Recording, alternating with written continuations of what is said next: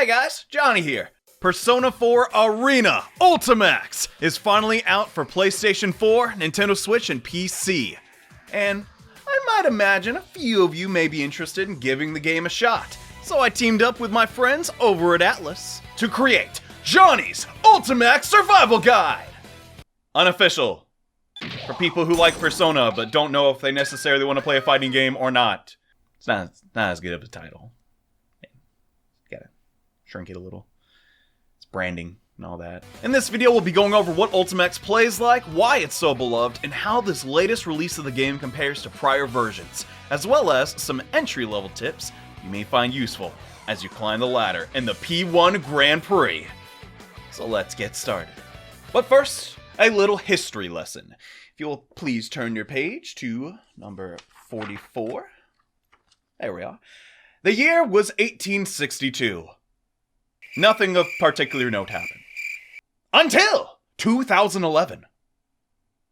When still not a lot was going on. However, this would not be the case forever, because in the year 2012, Arc System Works and Atlas collaborated to produce Persona 4 Arena, with 10 different fighters to choose from, and even more to come, as that same year, the game came to consoles, and the world was never the same.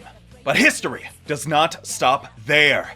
The following year, in 2013, the enhanced re-release of Persona 4 Arena made its debut in Japanese arcades. Persona 4, the Ultimax, Ultra Suplex Hold. That's a mouthful. Mike, we gotta shrink those names. That following year, Persona 4, the Ultimax, Ultra Suplex Hold. I'm not going to keep calling it that. We're just calling it Ultimax, okay? Jumped from arcades to home consoles. And life was never the same. It's a little dramatic. But life's pretty similar. It's just we have a fighting game now. And now that Ultimax has arrived to modern consoles, we can relive the past all over again. This time with better graphics. Ooh, the resolution got a bump. Not only that, but this version of the game we'll be referring to as Ultimax 2.0, a patch of the game that was never released to home consoles, staying exclusive to Japanese arcades. This final Japanese arcade update has some bug fixes added to improve the game balance, includes all purchasable DLC fighters and cosmetics from the 360 and PS3 version. Love these shades from Margaret, by the way. But is the definitive way to enjoy Persona 4 Arena Ultimax. So, how does it play? Well, Persona 4 Arena Ultimax is a 2D 4-button fighter with an emphasis on the game's namesake, the personas. The majority of the cast has 2 buttons dedicated to their weapon attacks, the A button and B button. Additionally, they have 2 buttons dedicated for their persona usage, the C and D buttons. The hook is that a persona can be broken by another player. If you use your persona attacks too recklessly, you can have them temporarily disabled and be locked out of some of your most powerful moves for a time. You will lose access to your persona once all your persona cards have been destroyed. Some characters only have a few persona cards, while others have many. You may think, okay, I can do simple math. More cards makes the better fighter, right? Well, not exactly. While it's true a character like Akihiko here only has 2 persona cards compared to Margaret's 8, once Akihiko loses his persona, it takes only a short while for the gauge to refill, while Margaret will be vulnerable for much longer as punishment for losing so many of her cards. If that sounds like a lot to keep track of, don't even worry about it, because at the end of the day, Ultimax is a beginner-friendly fighting game. That's not to say, though, there is not some depth and nuance to its systems. It's just at the end of the day, yeah, you can get away with a little bit of button mashing. So much so, that's even coded into the game via the auto combo system. To assist the fighting game novice, simply press the A button and your character will perform a basic combo, with a special attack at the end, provided you have enough SP. This allows you to focus on the fundamentals like blocking and grabbing while your main source of damage is kept simple. Once you've mastered the auto combo though, it's time to go to the P combo, which they gotta get a better name for. I'm sorry, it's just... In short, each character's standing A attack will combo into their standing B attack and then their standing C attack, with some small exceptions. This is a great stepping stone because at the end of the day, yeah, how are you going to forget ABC? You can't. Then when you're more comfortable with the game, you can start experimenting with more complex combos. Next, let's focus on some advanced systems unique to Persona 4 Arena. Eventually, at some point in the round, you will take damage. That's inevitable in a fighting game, it's just how it is. But take enough damage and your character will awaken. Awakening has been a staple of the franchise since 1996, so of course it's going to show up here in Ultimax. At 35% HP, a character will enter the awakening state indicated by the dramatic graphic in the background, granting them 50 SP, a larger SP gauge capacity, increased defenses, and the ability to use awakened special attacks. Usually these awakened special attacks are the strongest in the character's arsenal, and can trigger a comeback if used at the right moment. Here's a little trick I like to use. When I'm around 40-ish% HP, I will press the B and D buttons together to activate a Furious action, eating up some of my HP in the process, so I can reach the awakening state sooner and get all the buffs that accompany it. Wait, I gotta talk about Furious action? Oh yeah, okay, let's do that real fast. Furious actions are different for each character, but will universally counter an incoming attack at the cost of a small amount of your HP. But it's a poor idea to be too liberal with these special moves, as they cost temporary HP, and if you're hit while the meter is refilling, you lose all that HP you spent, activating the Furious action. Some Furious actions simply do a lot of damage, but there are some that actually inflict status effects, which can change how the game is played. I realize now I didn't explain status effects. Okay, let's do that next.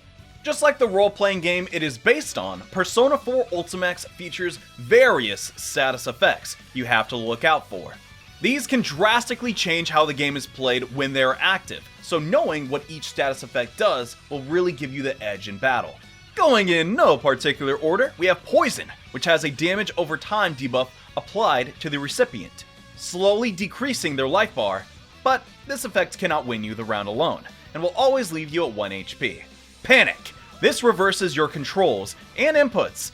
It's really rough. I don't like Panic. Oh god, it's awful. The Rage effect disables your ability to block, but increases your damage output to compensate. If you're shocked, you aren't going anywhere, at least not with a control stick. Other options are totally fine. The Charm effect steals SP like a vampire and gives it back to the charm's user.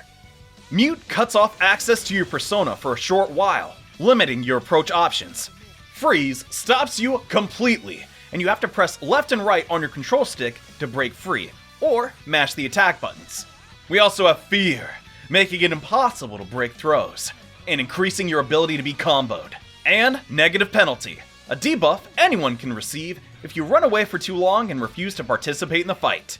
Most fighters in Ultimax do possess one form of status effect at minimum, so if you take anything from this video, it should be what statuses do. Not only because you can apply them to your opponent, but when you get hit with one, you don't freak out, and you can keep on fighting. Next, let's finish things off with the Instant Kill Finisher, a super flashy, super fun to use attack, which is a little tricky to get out, but can quite literally win you the game if used properly. To perform an Instant Kill Finisher, you need to not only have 100 SP in reserve, but you need to have already won a single round in the set.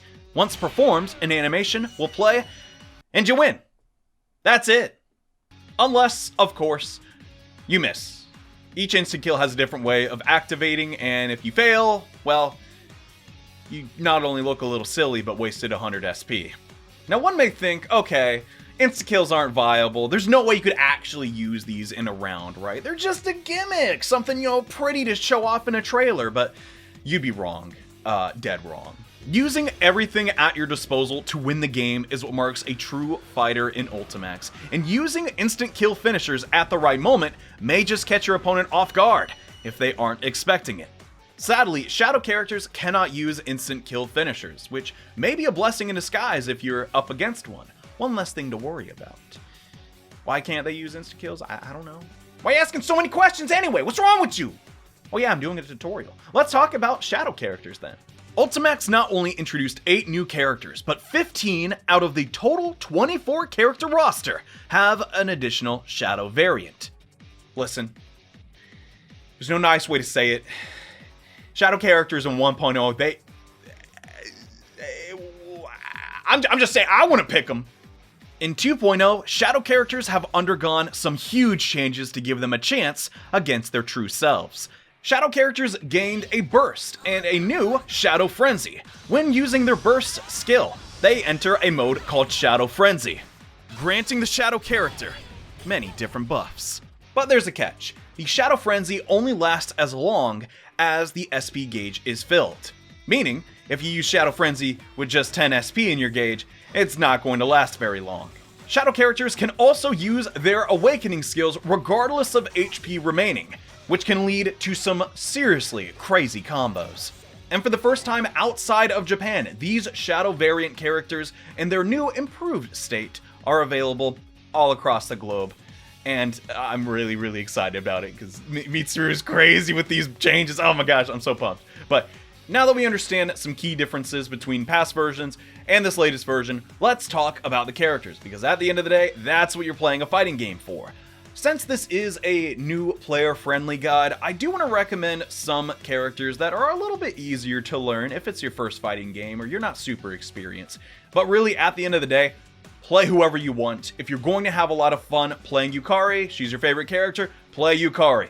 Don't listen to me. It may take a little bit of practice compared to these characters, but you can do it with enough time and effort. But if you are open to some suggestions, I would recommend, first and foremost, Yu Narukami, the guy on the box. There's a reason he's the main character. He's a great all-rounder, remaining very strong in 2.0, and don't worry if you can't pull off Lightning God. You don't need it. Trust me, I can't even do that. He's designed to be welcoming to newcomers and does a good job at it. But despite being easy to play, he can be very deadly in the right hands, and just as good as the more complex characters in the roster, if you learn his matchups. Mitsuru Kujo is also a great pick. I'm a little biased. Mitsuru is my first character I learned the game with back in Persona 4 Arena, but I will say she has a charge move which may be tricky if you aren't used to that type of input, but her normal attacks have amazing range and are very forgiving. When she does use her persona, it's not usually in a risky way, as Artemisia has a giant whip and usually stays behind Mitsuru. Her status effects are also insanely beneficial to what her character wants to do, and all around, I don't have a lot negative to say about her. She's slightly harder to use than Narukami, but not by much. And lastly, we have Sho Minazuki of the Moon Arcana. There's two versions of Sho. I'm talking about the Moon one, okay? Just to be totally clear, it's a little confusing, I'll admit. Sho, with his persona, has the ability to teleport around zoners. Nothing personal, kid. His A and B moves are very simple and probably just has the most straightforward combos out of all the cast. They're not execution heavy at all. He even has projectiles too if you feel like lacking that would be a detriment. Not to mention his insta-kill. Surprisingly effective. It's good, dude. And all around, he's got great tools at his disposal. None of his inputs are particularly difficult either. So if Narukami isn't your style, I would suggest Minazuki as a second option. Next, I have some miscellaneous tips I just want to throw at you. Once you've gotten your feet wet with Ultimax, some of this stuff will be more applicable. Learning your character's anti-air attack is very beneficial in this game in particular. Some characters are not just going to run at you, they're going to jump at you and use an air dash. If you time your anti-air attack correctly, you can open them up and then start a combo of your own. The anti-air attack varies from character to character. There's not just one button combination to do it, but for example here we have Narukami doing his crouching B attack, hits in the air, has great range, it's useful in a ton of situations, so learning these attacks and when to use them will really give you the edge. Also, make sure to use your meter. I can't stress this enough. You may be afraid of being wasteful or not using it at the right moment, but hey, it's still another attack you can launch out there. Learning your specific character's special moves and what they do is not super complex. If you go to the command list, you can easily see a description of what the move does, how it affects your character. Some special moves just simply do raw damage, but others, like Chie's power charge, actually affect how your character is played. You will have to be mindful though, as most players will notice when you're going for a special attack, as there's a brief pause and then the attack plays out. So, make sure you're doing it in a safe situation and maybe incorporating them at the end of your combos to make sure they're extra safe. And lastly, Ultimax has been around a while. Now this may be a new release of the game, but the core characters are much the same. Do not be shy in using online resources to help you better understand your character, your win condition, and overall just how to play them. And that concludes our Ultimax Beginner's Guide. Hopefully this gave you the inspiration you needed to check out the game and start fighting in the P1 Grand Prix. I want to once again thank our sponsor for this video, Atlas. Thanks a ton, really appreciate it.